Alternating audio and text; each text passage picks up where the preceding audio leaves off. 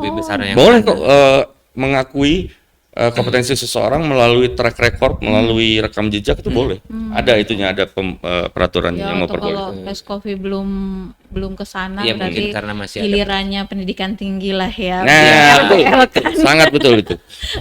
bagi-bagi Betul, tugas. betul. Siapa tahu nanti juga les kopi Betul. ke sana. Iya. Mungkin sekarang lagi proses aja. Proses yang kelima. Iya. S2 di pendidikan seni yang saya jadikan topik tesis itu adalah pendidikan dasar fotografi di jenjang pendidikan tinggi. Oh, oke. Nah, di situ saya mendapat banyak ilmu, dapat ya banyak informasi gitu bahwa ternyata yang namanya lembaga pendidikan di mana dalam hal ini berkaitan sama penyedia jasa pendidikan gitu ya. Kita yang berada di dalam sebagai yang memberi jasa itu harus selalu update. Oke. Bisa. Manfaatnya coba. Ah, Pemilik manfaat dari- sertifikat ini manfaatnya apa, Kang? Nah,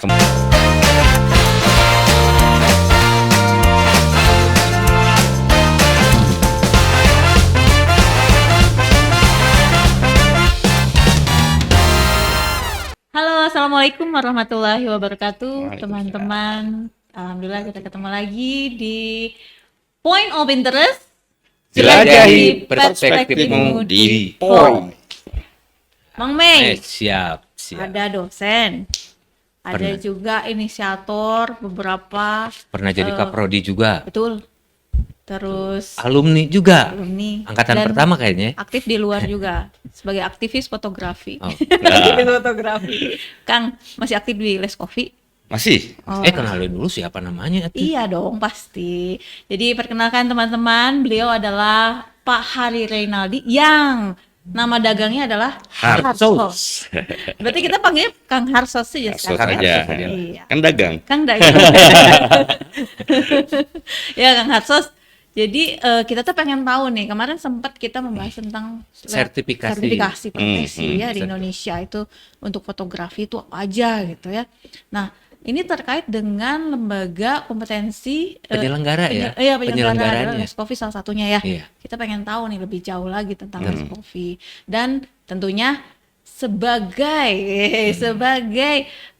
alumni fotografi dan juga pendidikan seni ya. Seni. Ya. Pernah di S2-nya adalah pendidikan seni. Nah, kita pengen tahu nih lanskap pendidikan fotografi, pendidikan tinggi fotografi di Indonesia itu seperti apa. Tapi sebelumnya mungkin kita ke Leskofi dulu kali Ke ya. les kopi dulu. Boleh.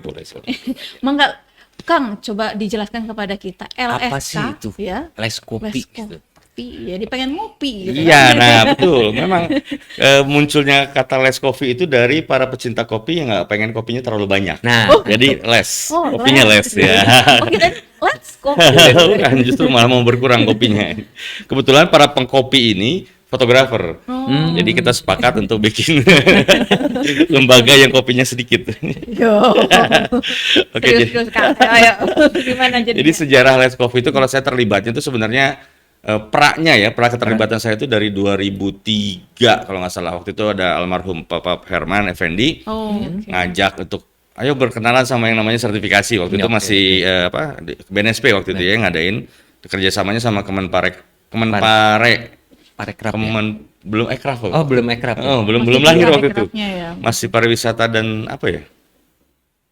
Pare ya, Kemenpar.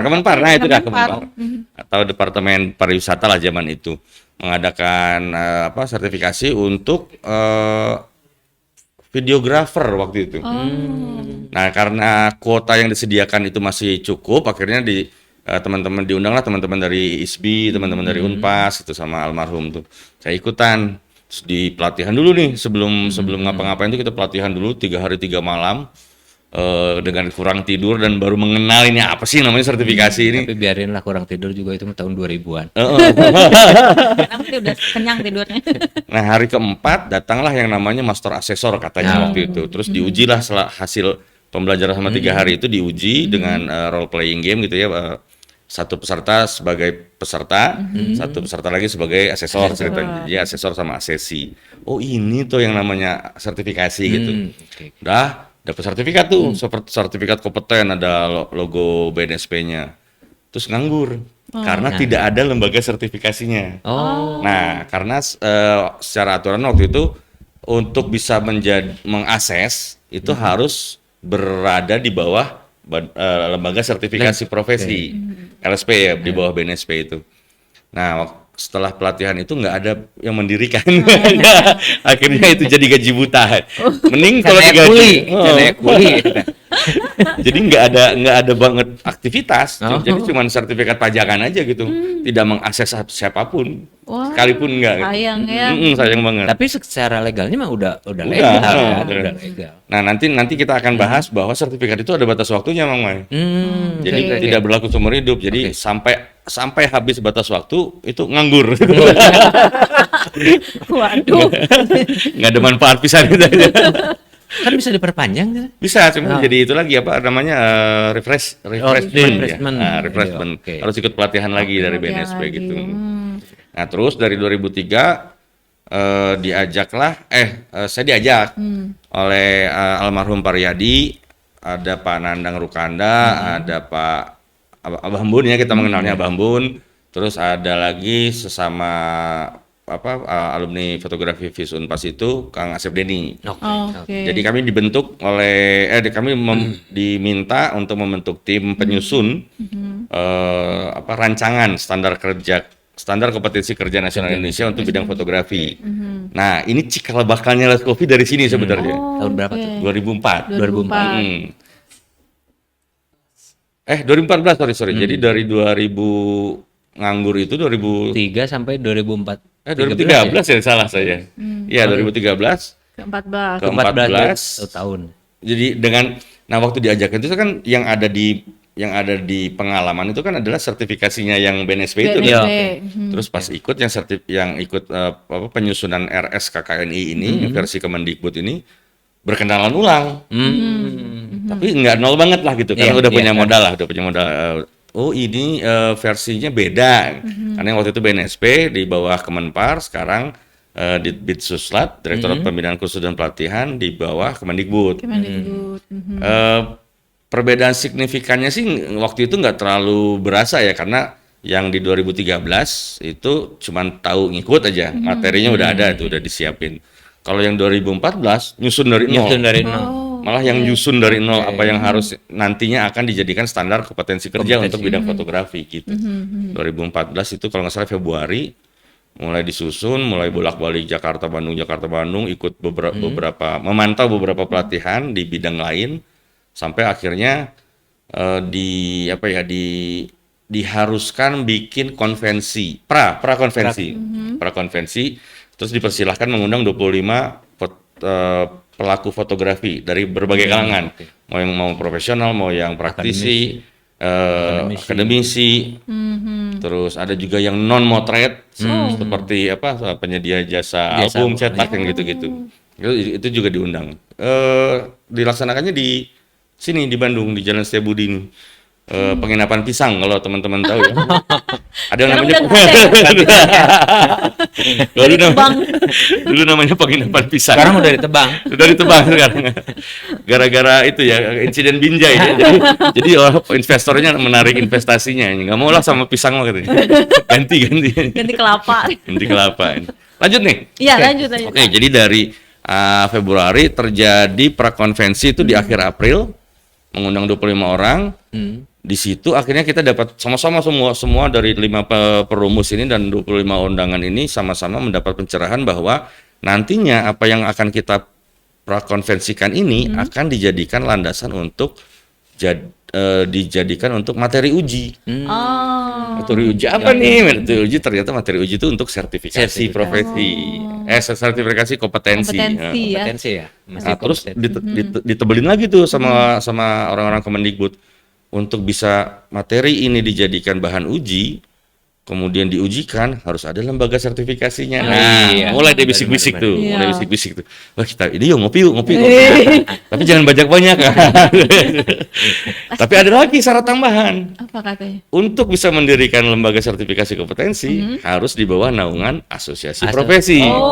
makanya ada oke. AP ya. Makanya jadilah yang pertama dideklarasikan waktu itu adalah asosiasi Asosiasi profesinya. Itu ya. Oke. Baru kemudian API itu ya. APV ya, API. Barulah kemudian APV mengeluarkan semacam surat dukungan untuk mendirikan lembaga sertifikasi kompetensi yang akhirnya bernama Leskofi. Es Coffee. Jadi itu urutannya tuh begitu tuh.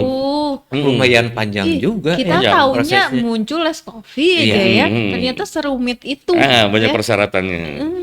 Nah, Kang, Les Coffee ini ditujukan untuk masyarakat yang bagaimana nih yang Nah. boleh memperoleh sertifikasi itu? Leskofi itu kalau mau formalnya kita lihat landasan hukumnya di Undang-Undang 20 2003 tentang sistem. Bentar. Saya nih ya, taunya kenal sama Kang Harsos itu dari dulu memangnya. Dan saya memang tahu beliau tuh paling hafal di luar kepala. Masalah tentang undang-undang ya? undang-undang, peraturan.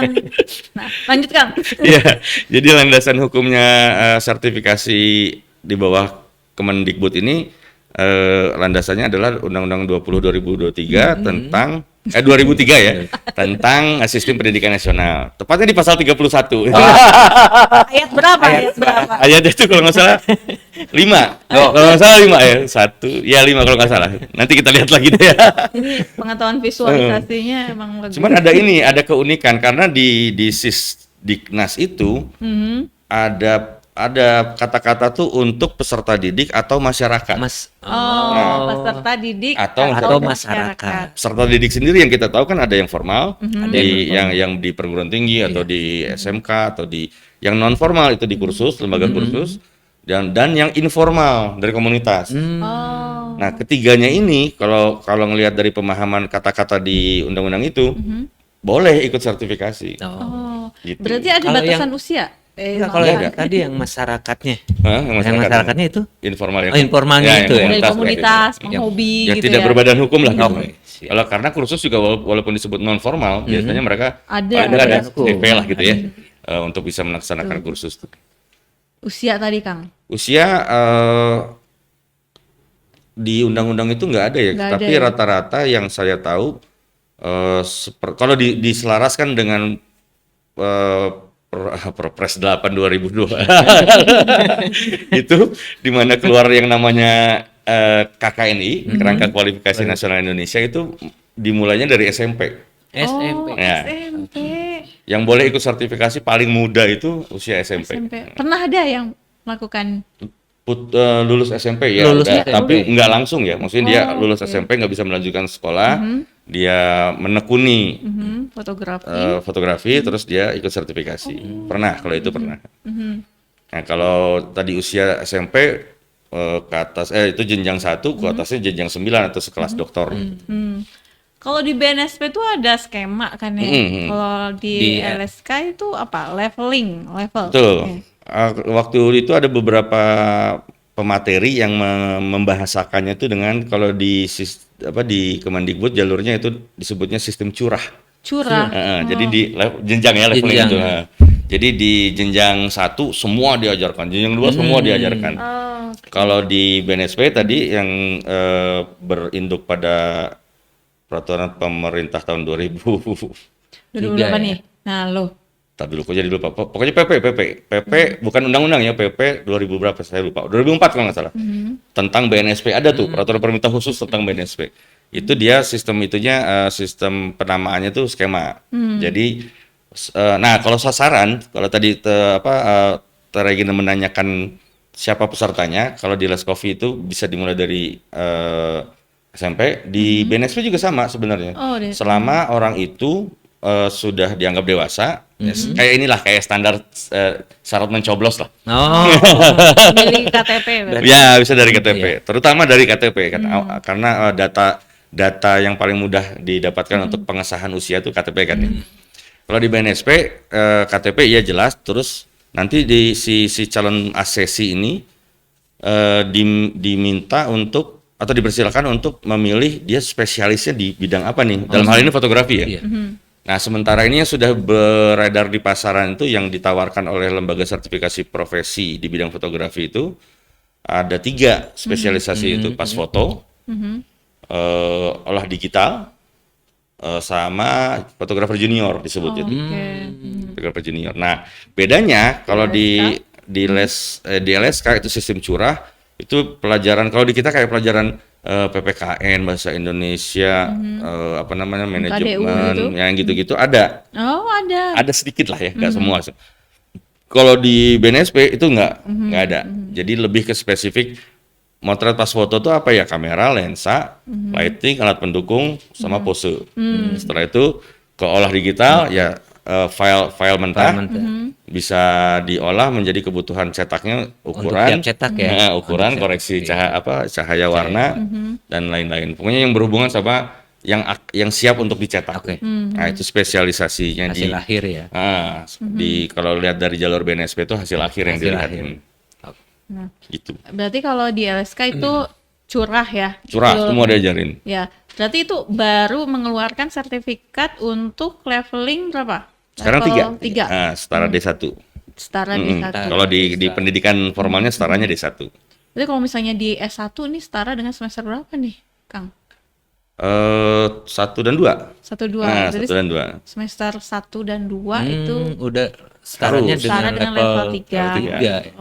Oke. Harusnya ya kalau mahasiswa fotografi FIS Unpas di tes nih di semester 1 atau semester 2 harusnya lulus. Harusnya. Idealnya.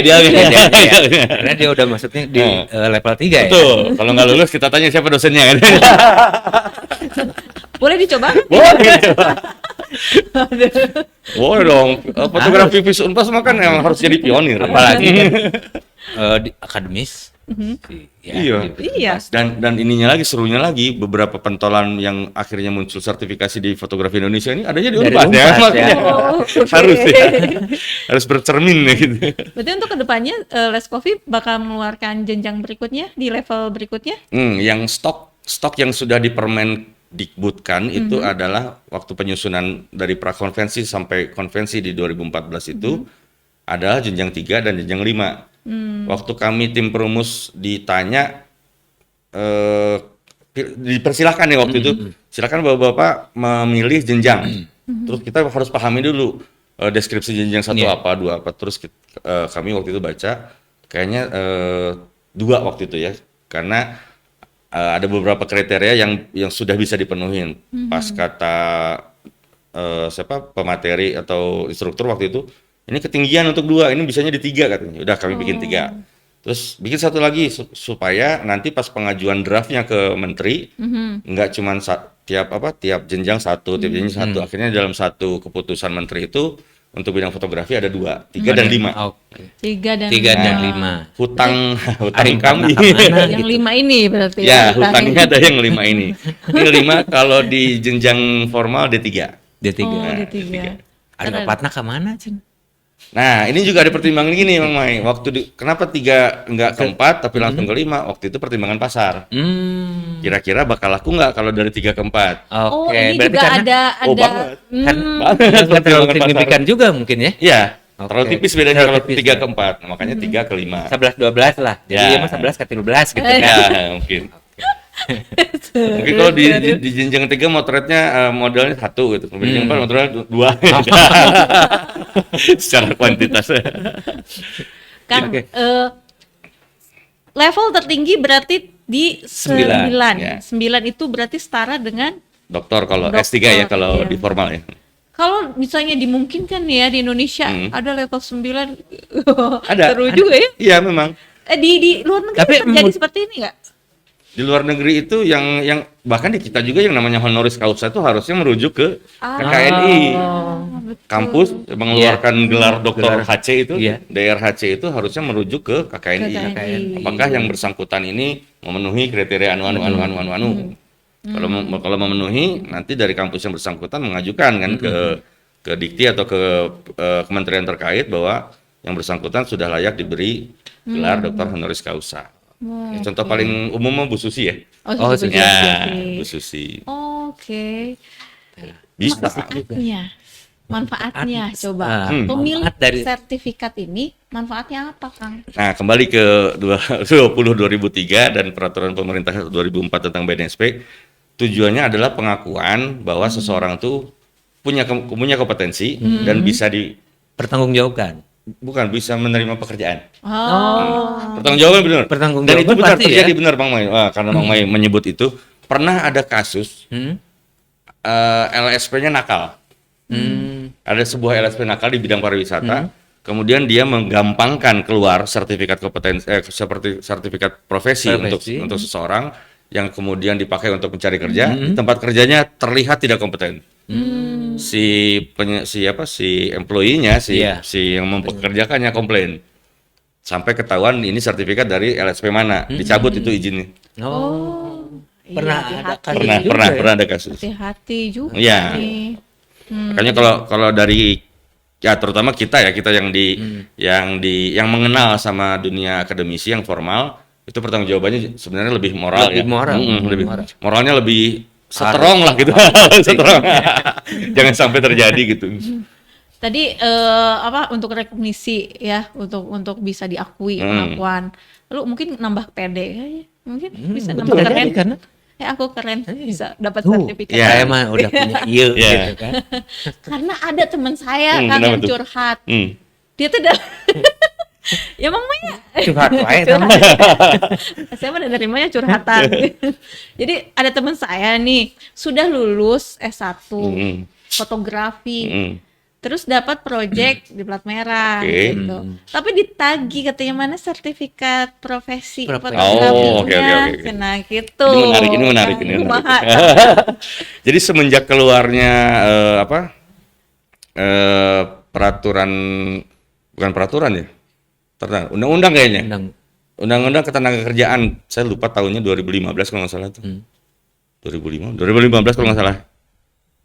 Ya pokoknya itulah bahwa yang namanya tenaga kerja harus memiliki sertifikat kompetensi atau sertifikat profesi yang dikeluarkan oleh lembaga sertifikasi yang sah, yang kredibel lah gitu ya.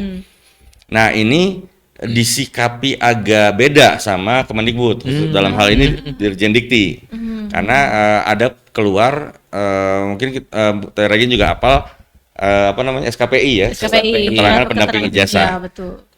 Nah, disangka oleh calon pengguna tenaga kerja SKPI ini sebagai syarat wajib, padahal tidak wajib. Tidak wajib untuk mempekerjakan seseorang, karena di Undang-Undang Sistem Pendidikan Nasional ijazah saja sudah cukup sebenarnya. Apalagi kalau misalnya bidang spesifik kayak kita nih fotografi. Itu mah miss kayaknya. Miss memang benar, jangan kan antar kementerian ya.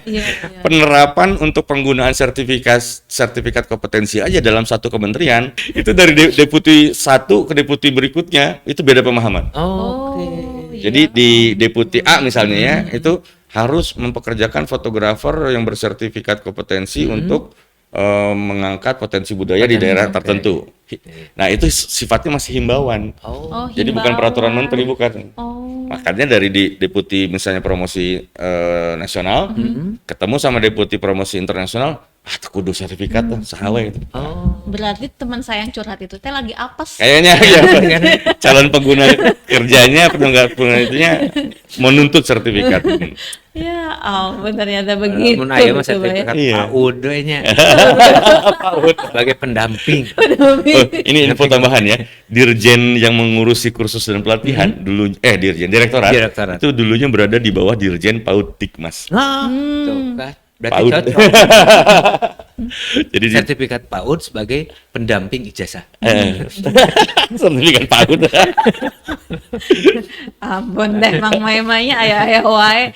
Nih Kang, ada yang menarik tadi. Akang sempat bilang kalau dokter honoris causa itu seharusnya melihat kepada KKNI ya. Sempat sekarang lagi wacana RPL tuh, rancangan rekognisi pembelajaran lampau ya. Mungkin itu juga proses assessment-nya mungkin nggak akan jauh beda ya betul. Dengan apa yang dilakukan oleh Leskovi ya. Iya. Nah ini sedikit untuk RPL di Leskovi itu masih belum menerapkan sistem pengujian dengan cara mengakui pembelajaran lampau. Yang khususnya untuk Leskovi ya belum menerapkan. Tapi kalau untuk yang di jalur BNSP itu sudah pernah terjadi. Jadi si asesi itu malah diundang oleh LSP. Misalnya, Pak, kalau mau dapat sertifikat, Bapak tinggal datang saja, portofolio Bapak, kemudian rekam jejak Bapak tuh kami semua sudah punya. Jadi istilahnya hanya legalitas sajalah gitu. Formalitas, hanya formalitas untuk saja. hadir, tanda tangan, cap jempol atau apalah itu yang diperlukan. Karena semua orang secara de facto sudah mengakui bahwa beliau itu layak untuk mendapat sertifikat profesi atau sertifikat kompetensi. Iya. Nah, kalau untuk di Leskofi belum pernah terdengar ada lembaga sertifikasi kompetensi yang sistem ujiannya dengan cara Merekomendasi, RPL. ya. Padahal di peraturan tentang sertifikasi boleh. Boleh ya. Cuma belum ada yang berani nerapin. Oh gitu. Oke. Karena mungkin- Kendalanya apa? Karena mungkin ya itu kriteria-kriteria untuk bisa memenuhi RPL-nya itu kalau de facto agak kurang solid ya, kurang valid misalnya ya. Oke. Karena misalnya bisa jadi si A ini berprestasi atau rekam jejak profesinya tuh bagus, tapi ternyata ada yang mungkin minus-minusnya gitu. Nah, itu juga kan harus diukur gitu. Iya. Lebih besar yang Boleh kok mengakui kompetensi seseorang melalui track record, melalui rekam jejak itu boleh. Ada itunya, ada peraturannya Ya, yang atau kalau memperbolehkan. Leskofi belum ke sana Iya, mungkin berarti karena masih ada- gilirannya pendidikan tinggi lah ya. Nah, betul. RPL kan Sangat betul itu. bagi-bagi Betul, tugas. betul. siapa tahu nanti juga Leskopi Betul. ke sana. Iya. Mungkin sekarang lagi proses aja. Proses yang ke-5. Iya. Iya. Iya, itu Yang hutang kelima. kami. Hutangnya nanti ditagih sama debt collector. Terus untuk ini, keabsahan si sertifikasi itu diakuinya di mana sih? Yang pasti di Indonesia ya, karena logonya logo Garuda Mas. Nah, ini ada cerita menarik sedikit waktu 2015 kalau nggak salah. Ada istilah itu harmonisasi ya antara si yang LSK Ditbinsuslat dengan BNSP yang LSP. Ceritanya mereka mau akur nih supaya nggak ini paling benar, ini lebih baik, ini enggak supaya itu, tapi karena sama-sama plat merah harusnya mereka akur kan. Dan mereka juga sebenarnya masih kurang dalam hal mengakomodir kebutuhan masyarakat untuk sertifikasi. Makanya daripada berantem mending akur ya. Iya. Daripada kompetisi mending kolaborasi gitu kan. kolaborasi. Nah, itu dia Nah. kolaborasi. Nah, BNSP bisa disebut lebih awal dalam hal pengakuan yang luas, baik untuk pengguna jasa yang menggunakan APBN, APBD maupun yang swasta yang standar ISO, ataupun bahkan ke luar negeri. Karena mereka sudah di sertifikatnya itu kalau nggak salah sudah bilingual, sudah Indonesia dan Inggris. Jepang. Oh, salah. Kira Indonesia Ya Jepang. kalau nggak ngerti lihat aja di Ya, sini. benar. Nah, 2015 kalau saya nggak salah ingat, Ditbinsuslat melakukan pemutakhiran. Sertifikat lamanya itu dimutakhirkan. Kemudian dalam satu acara saya diminta untuk mendesain ulang. Dan akhirnya selesai. Jadi sekarang yang beredar yang keluar belangko yang dari Kemendikbud itu hasil desain ulang saya. Berarti Tapi nggak ada royalti, nggak ada royalti, nggak ada. Baruan. Karena waktu itu permintaan tolong ya Oke, sudah lah. oke. Saya mah ini aja lah, Untuk jariah aja. kemajuan lah, untuk Ya, kemajuan untuk dunia kemajuan. fotografi boleh juga. diminta di sini.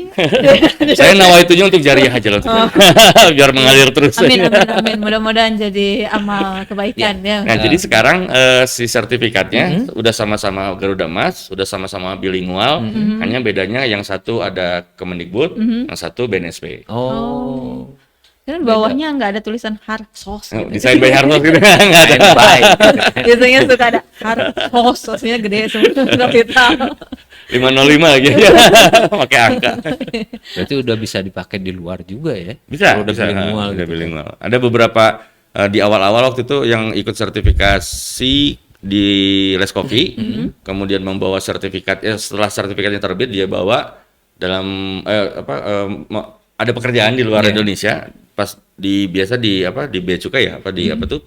Imigrasi. Di imigrasi dilihat kan banyak banget peralatannya untuk apa nih, kerja. Mana bukti Anda seorang profesional di bidang fotografi? Oh, Muncullah itu sertifikat dia. itu. Oh, oke, langsung dipersilahkan. Itu udah aman lah ya. Ya. Jadi kemana-mana harus bawa sertifikat. Nah, Jadi kalau- dia jika di print di kaos.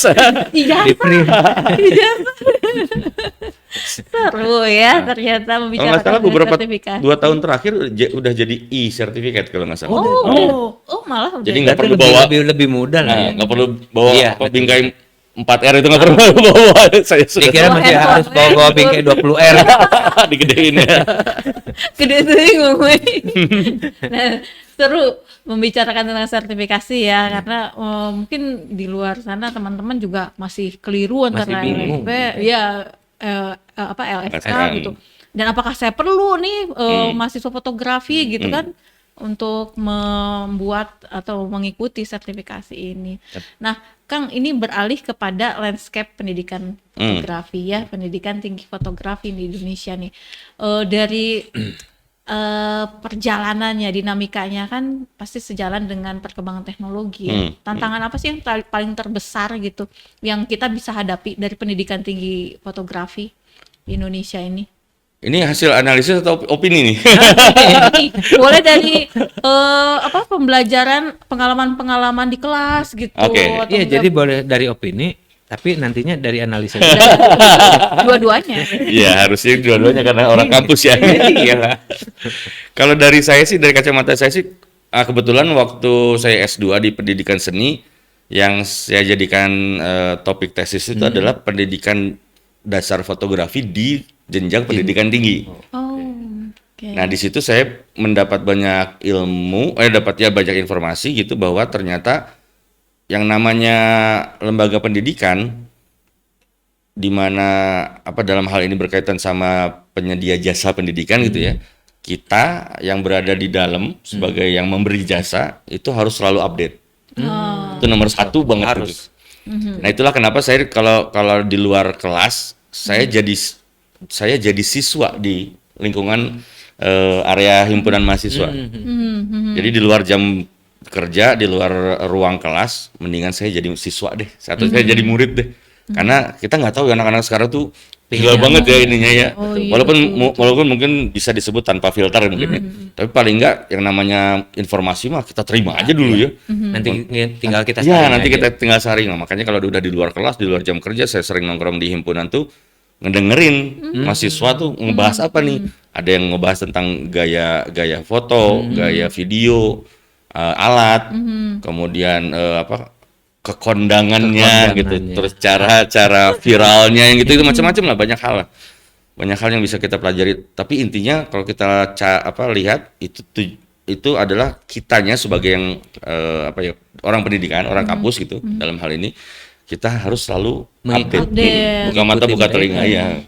Buka mata, buka telinga. Emang Ya, iya, karena iya. mata dua kan, telinga dua kan. Kalau dibanding mulut cuma satu kan, makanya banyakin ngelihat, banyakin dengar. Daripada banyak ngomong. Kalau di kelas oke lah. itu mah nasib, itu mah kalau di kelas mah nasib. Oh iya, itu menarik juga ya, karena nggak banyak si tutor atau pengajar atau dosen gitu mau meluangkan waktu untuk melihat Iya. ya apa Yang sebenarnya kekinian gitu. terjadi, kekiniannya tuh sekarang apa sih yang happening? Walaupun seharusnya itu dilakukan. Ya harus dilakukan. Secara otomatis ya itu. Secara otomatis gitu kan. Apalagi perkembangan zaman sekarang tuh, Media ya. waduh, Ngeri banget. hampir tiap detik, tiap Iya benar. berubah gitu berubah. kan. Update-nya tuh baru tadi pagi ngeliatin, sekarang udah ada lagi yang baru. Benar. Kalau kita ketinggalan itu udah. Wah udah kelibas ya sama semua hal yang Benar, terjadi. Nah Kang, berkaitan dengan pendidikan tinggi fotografi nih, peluang-peluang apa saja sih yang bisa kita isi gitu kan? Orang awam khususnya itu hanya mengetahui fotografi itu hanya memotret gitu kan, bisa memotret gitu. Tapi kan tidak sekedar itu untuk Ya. pendidikan tinggi. Makanya kita buat itu ada prodi fotografi. Ya. Itu yang membedakan antara bagaimana orang belajar fotografi dengan orang yang masuk ke prodi fotografi kan gitu. Saya otodidak dengan yang ini ya. Betul yang otodidak sama yang bukan. Ya. Menarik ya karena memang masih ya di beberapa era ya kayaknya ketuaan banget ya. Di beberapa periode beberapa periode Biar nggak terlalu lama. opini masyarakat tuh buat kenapa harus fotografi kenapa harus masuk ke pendidikan formal gitu ya. Ya mungkin pembedanya yang namanya pendidikan formal itu kan terprogram, terstruktur, kemudian ada tingkatannya Terencana, dari semester ya. 1 ke 2, 2 ke 3 dan seterusnya. Dan ujung-ujungnya dapat pengakuan yang memang paling paling absah ya, paling valid di Indonesia ini yaitu gelar. Gelar pendidikan lah gitu. Gelar telah menyelesaikan pendidikan formal. Karena di non formal juga ada pengakuan yang telah menyelesaikan pendidikan non formal melalui sertifikasi itu. Cuman kalau yang paling umum itu adalah gelar telah menyelesaikan pendidikan formal. Dalam hal ini pendidikan tinggi. Dan sekarang namanya sarjana kan. Karena kita masuk ke rumpun seni makanya jadinya sarjana seni. Nah, kalau memang kemudian dipertanyakan kenapa, kan bisa di luar, bisa benar, cuman ya ujungnya gelarnya beda, ya kan? Mungkin urutan struktur pembelajarannya, materinya mungkin sama, cuman urutannya mungkin akan berbeda. Kemudian stressingnya juga akan berbeda ya, stressingnya. Betul. Karena kan ceritanya kalau kita belajar di satu program yang bisa disebut ketat gitu ya, dan formal, itu stressingnya melatih kita untuk nantinya menghadapi stressing di dunia luar gitu. Ya, itu mungkin yang akan berbeda. Wah, berarti kalau misalnya teman-teman Poi mahasiswa mau ketemu Kang Harsos itu di mata kuliah apa aja? Di setahun terakhir ini sih saya lebih ke komersial ya. Komersial. Jadi ada yang still life, model, arsitektur, dan yang sekarang itu tentang corporate. Karena corporate ini ada tiga yang di awal tadi ada dalam satu mata kuliah. Ini selalu yang saya berikan ke mahasiswa itu adalah company profile sebenarnya, company profile, karena tiga-tiganya ada di situ. Bahkan tugasnya tuh bukan tugas motret di studio. Oh, Di iya. luar. Saya menugaskan mahasiswa tuh beneran untuk nyari klien. Klien. Oh, iya, bagus juga Walaupun ya. cuma dibayar 100-200 ribu, tapi mereka harus dapat klien. Itu tuh semester berapa berarti? Semester 6 ya? 6. 6. Oh, Udah- semester udah. 6 udah nyari klien. Harus. Udah kayaknya emang udah harus gitu kan. 6, 7, 8 tuh. Udah Iya, langsung. udah harus. Iya, betul. Tingkat Mereka akhir udah kan harus mandiri. mempersiapkan diri untuk keluar dari 8. Iya, betul. Keren. Ya, kita bakal lanjut ke tema-tema berikutnya sebetulnya ya. Apalagi tadi masalah corporate fotografi itu akan jadi tema yang menarik ya, Mang Mei. Iya, Nanti pastinya. kita lanjutin aja nanti di edisi berikutnya. Iya. Gimana Kak Mang Mei? Ngopi lagi. Pantengin gimana? Pantengin selalu.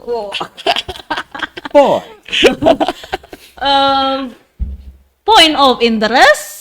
Jelajahi perspektifmu di Poi. Sampai jumpa lagi teman-teman semua. Assalamualaikum warahmatullahi wabarakatuh. Terima kasih banyak Pak Harsos, Kang Harsos. Sama-sama.